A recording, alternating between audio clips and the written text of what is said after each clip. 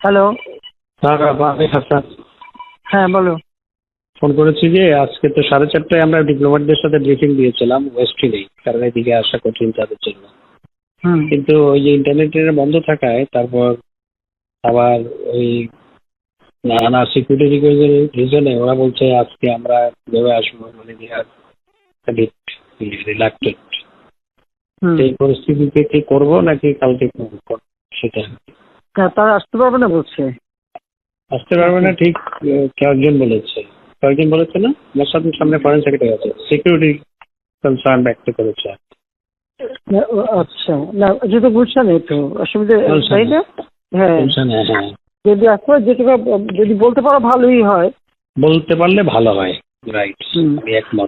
তোমরা একটা কাজ করো, আগে ওইদিকে চলে যাও, কারণ এইদিকে তো সে গোলমাল করবে। তারা তো আজকে অ্যাটাক তো কাজে আমরা থাকি কি না থাকি, মরে কি বাঁচে তার তো ঠিক নাই।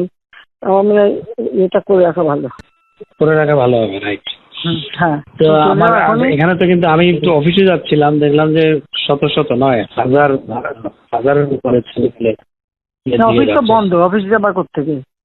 আমি কার্ফিউর মধ্যে অফিস করেছি তো আগেও।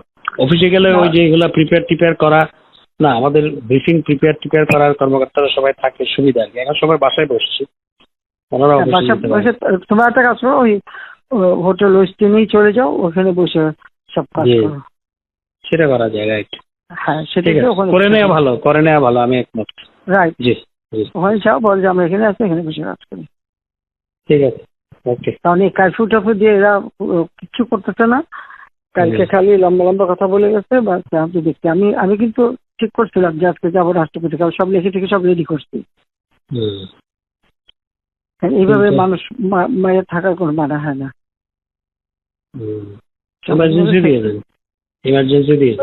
দিয়ে লাভ হবে কি? ওই তোমার যেটুকু রোল ওইটুকুই তো, এর বেশি হয় না। ওই জন্য রাষ্ট্রপতির কাছে দিয়ে আসলে তখন রাষ্ট্রপতি তিন বাহিনীর প্রধান জায়গায় যা যা করে করুক, কারণ এইভাবে আর সম্ভব না। এটা এখন বলো না, বাইরে বললে আবার আরো এটা কোনো একটা ঝামেলা করে বেশি। দেখা যাক। ঠিক আছে, চিফকে বলছি 24 ঘন্টা সময় নিচ্ছে, সে চেষ্টা করবে এই করতে। দেখা যাচ্ছে কি করে, সময় নিচ্ছে তো সময় দিতে হয়।